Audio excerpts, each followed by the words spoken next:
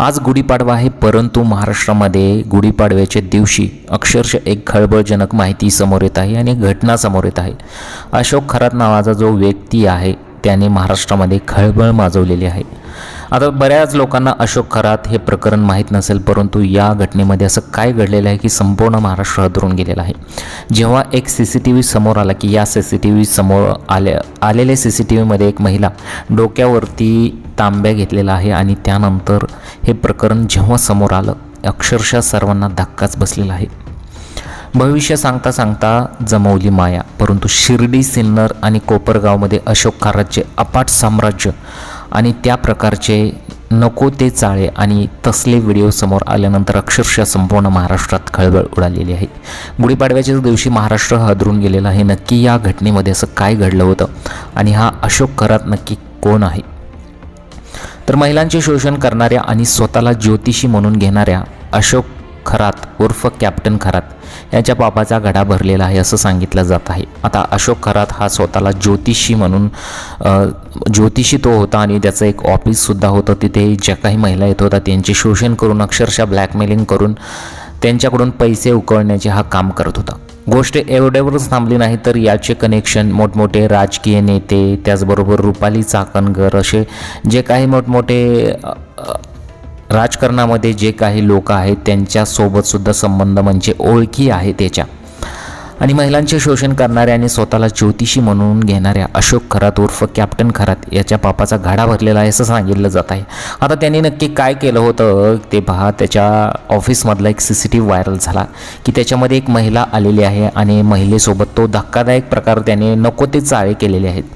त्या महिलेला असं सांगितलं की मी जे काही सांगणार आहे तो उपाय जर तू केला नाहीस किंवा मी जी काही सांगेल ते तू केलं नाहीस तर तुझा नवरा मरेल, अशा इथपर्यंतच्या ब्लॅकमेलिंगच्या धमक्या, त्याचबरोबर ज्योतिषी काहीतरी जादूटोणा होईल असं सर्वांना भीती वाटायची महिलांना आणि या प्रकरणातून मग त्या महिला फसत होत्या. आता या आलेल्या समोर CCTV फुटेजमध्ये इतकी भयंकर जी घटना आहे ती समोर आली, भयंकर दृश्य आहेत ते यूट्यूबवरती तुम्हाला सांगतासुद्धा येत नाहीत. या प्रकारचे जे अश्लील चाळे इथं समोर आलेले आहेत. जेव्हा डोक्यावरती तो डोक्यावरती ग्लास ठेवलेला आहे एक प्रकारचा आणि त्यानंतर जे काही कृत्य नको ते कृत्य इथं घडलेली आहेत ते खूप भयानक आहेत, ते सांगतासुद्धा येत नाहीत. अशा प्रकारचे अश्लील चाळे त्याने केलेले आहेत. तर नाशिक गुन्हे शाखेने म्हणजेच क्राईम ब्रँचने त्याला ताब्यात घेतल्यानंतर त्याच्या अफाट संपत्तीचे एकामागून एक धक्कादायक तपशील समोर आले होते. आता विशेष म्हणजे शिर्डीतील अत्यंत प्राईम लोकेशनला खरात आणि त्याच्या पत्नीच्या नावे कोट्यावधींचा भूखंड असल्याचे उघड झाले. नावे कोट्यावधीचा भूखंड असल्याने मालमत्तेची किंमत कोट्यावधींच्या घरात आहे. मग काय झालं की काल रात्री नाशिक गुन्हे शाखेने खरातल्या बेड्या ठोकल्या. धक्कादायक बाब म्हणजे काल दुपारी शिर्डीतल्या त्याच्या मालकीच्या भूखंडावर म्हणजे शिर्डीमध्ये त्याची जागा आहे त्या जागेत गव्हाची काढणी अत्यंत घाईघाईने उरकण्यात आली. शेतातील गहू कापून तो तातडीने तेथून हलवण्यात त्याला आलं होतं. पोलिसांची कारवाई होणार याची कुणकुण खरातला आधीच लागली होती आणि अटकेपूर्वी मालमत्तेची विल्हेवाट लावण्याचा किंवा तेथून काही संशयास्पद वस्तू हलवण्याचा हा प्रयत्न होता का या दृष्टीने पोलीस आता तपास करत आहेत.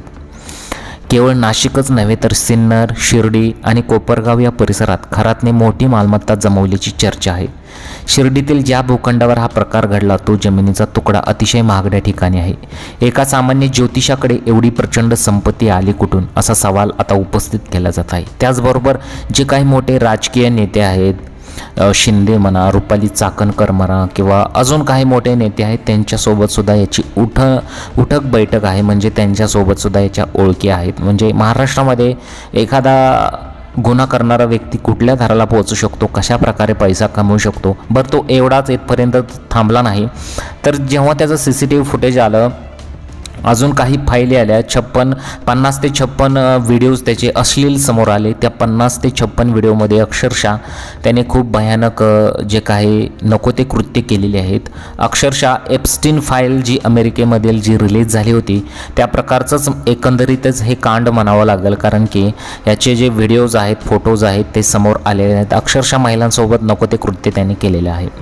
आता महिलांच्या शोषणातून आणि फसवणुकीतून मिळालेल्या पैशातून ही त्याने संपत्ती जमा केली होती असा पोलिसांचा प्राथमिक अंदाज आहे. अशोक खरातच्या विरोधात गुन्हा दाखल असलेल्या गुन्ह्यांची व्याप्ती मोठी आहे.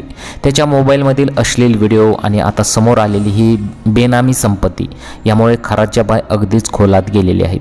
नाशिक गुन्हा शाखे आता त्याच्या सर्व बँक खात्यांची आणि मालमत्तेची कागदपत्रांची पडताळणी करणार आहे. आता गंभीर गुन्ह्यातील आरोपी अशोक खरात उर्फ कॅप्टन याला नाशिक क्राईम ब्रँचने अटक केली आहे. संबंधित आरोपी विरोधात नको ते प्रकरण त्याने केल्याबरोबर त्याला गुन्हा दाखल त्याच्यावर करण्यात आला असून प्रकरणाचा पुढील तपास सुरू आहे. दरम्यान पोलिसांनी तब्बल 58 व्हिडिओ जप्त केल्याची माहिती समोर येत आहे. व्हिडिओमध्ये काही नामांकित महिला व सेलिब्रिटी संबंधित असल्याची माहिती वरिष्ठ अधिकाऱ्यांनी दिलेली आहे. पोलिसांकडून जप्त करण्यात आलेल्या व्हिडिओची सखोल तपासणी सुरू असून त्यामधून आणखी धक्कादायक बाबी समोर येण्याची शक्यता आहे. या गुन्ह्याचा पुढील तपास नाशिक क्राईम ब्रँच करत आहे. बरं, एवढंच सगळं झालेलं आहे की तुम्हाला वाटतं का की या व्यक्तीला खरोखरच काहीतरी मोठी शिक्षा होईल? तर अनेक लोकांनी असं सांगितलेलं आहे की एवढा मोठा गुन्हा केलेला आहे तरी याला भारतामध्ये राहतोय, महाराष्ट्रामध्ये राहतोय म्हटल्यानंतर काहीच होणार नाही. कारण आपली न्यायव्यवस्था खूप बिकट अवस्थेत आहे. कारण की कितीही मोठा गुन्हा केला तरी त्या व्यक्तीला आपल्या देशामध्ये काहीच होत नाही, त्याला काही दिवसांनी सोडून दिलं जातं. अक्षरशः महिलांना ब्लॅकमेलिंग आणि नको ते चाळे या नराधमाने केलेले आहेत. असे काही चाळे केलेले आहेत की ते सांगण्यात सुद्धा येणार नाहीत. अशा प्रकारचे भयंकर महिलांसोबत त्यांनी चाळे केलेले आहेत आणि ते आता व्हिडिओच्या माध्यमातून समोर आलेले सुद्धा आहेत.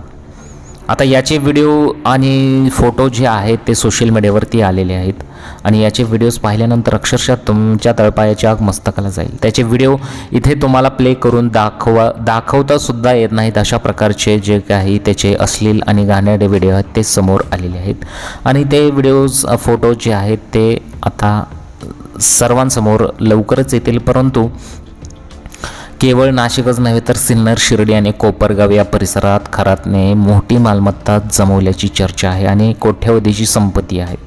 म्हणजे आजसुद्धा आपला महाराष्ट्र किंवा भारत असू द्या अंधश्रद्धेच्या किती आहारी गेलेला आहे.